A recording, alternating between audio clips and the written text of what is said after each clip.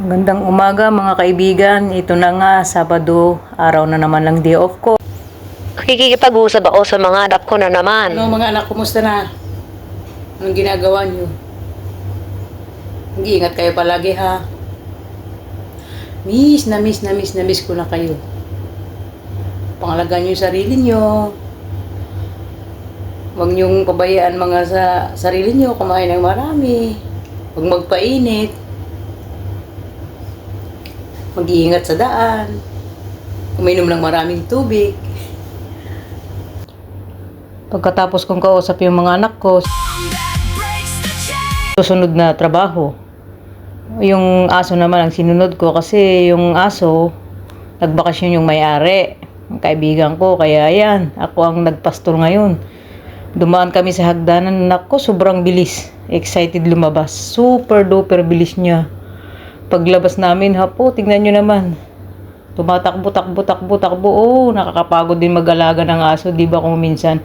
Pero ang aso nakakatuwa. Ayan yung sinasabi nilang stress-free. Ay, stress-free pala. Pagdating mo ng bahay, sasalubungin ka, nawawala yung pagod mo. Kaya ang aso malaking nitutulong. Yung parang bata ba, mas daig pa ang bata pagdating mo, nandyan na, lalambingin ka. Ayun na nga, naglakad kami sa labas. Pumunta kami sa kung saan hanggang sa nagpupo na. Ayan, pagdating namin para presko, di liligo naman siya. Nilagyan natin ng shampoo. Gusto niyang maligo kasi mainit nga.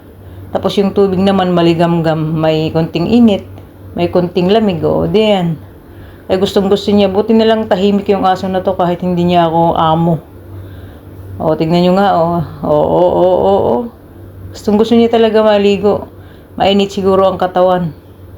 Pagkatapos kong paliguan, ayun, mabango na siyempre.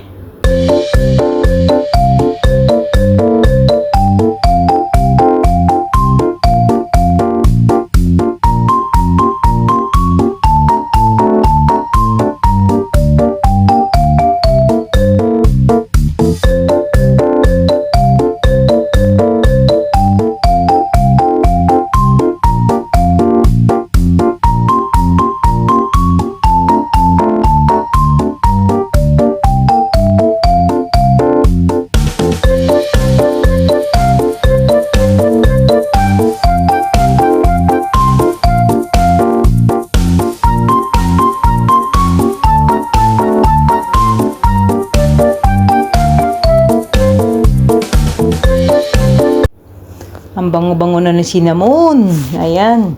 Tutualahin din natin para hindi siya lamigin. Yan. Galaw. Sige, ang saya-saya niya talaga. Sobrang likot pero nakakatuwa. Ayan. Pagkatapos kong sinuklayan ko naman siya. Ayun, pogi-pogi na Ayun, pogi na. Kung malikot cinnamon, papaluin kita. Sinusuklay kita eh. Di ba? Pogi, feeling pa niyo. Oo. Nakakatuwa naman talaga. Ayun. After kong sinuklay, siyempre, inano ko na yung niya, nilinisin ko naman na yung tulugan niya. Diyan siya natutulog maghapon. Pang umaga lang siya nilalabas ng mga 15 minutes. Pag nailabas na, kulong na naman siya maghapon. Kawawa naman ang cinnamon namin. Pero okay lang yan kasi kapag ipapakawalan mo kasi yung aso dito, may mga ibang lahi eh. Baka may gawin pa sa aso. Hindi nakakaintindi. Kaya yan.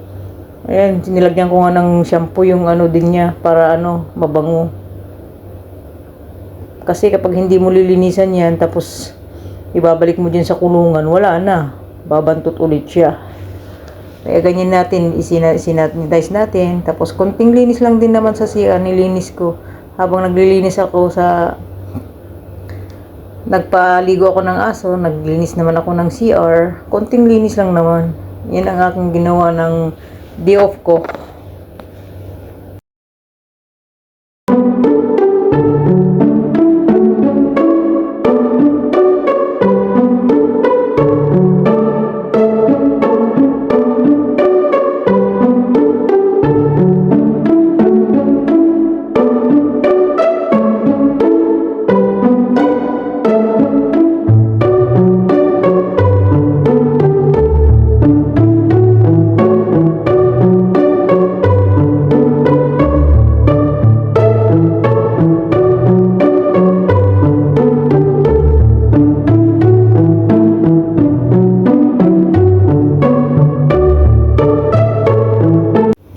Ayan, pagkatapos kong linisin na yung tulugan niya, ayan, nilalagay na natin doon sa dati niyang pwesto para papasok natin ulit si Cinnamon. Bago ko nilagay yung yung higaan niya or kulungan niya, nilinis ko muna yung surroundings para namang mabango-bango konti, di ba?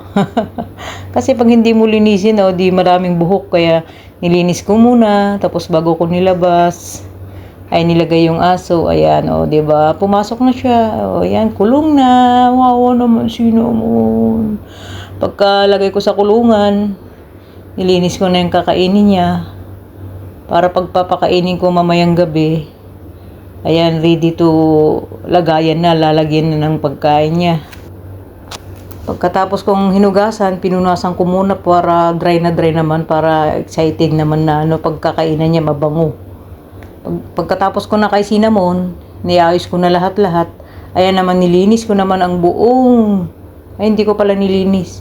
Nagwalis-walis lang ako konti. Inayos ko yung storage ng washing machine. Ibiniting ko yung mga kinabit ko yung hangiran ng mga basahan para may paghangiran, hindi sabog-sabog. Kaya inayos ko. Yan ang muna ang ginawa ko ng day off ko. Wala akong ginawa kundi yun lang. Mag-ano ng aso, maglinis konti para naman exercise ang katawan, di ba?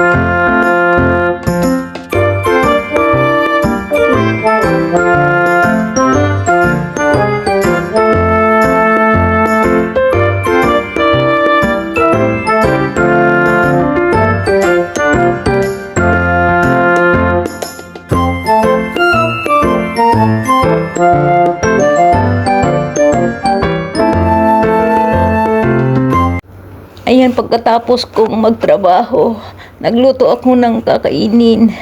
Ayan ang ginawa ko maghapon talaga. Pagkatapos kumain, para pang malakas, o di matutulog, di ba? Itlog lang naman yun eh. Tapos, pamiriya-merienda pa. Yan lang ang aking day off na aking ginagawa maghapon.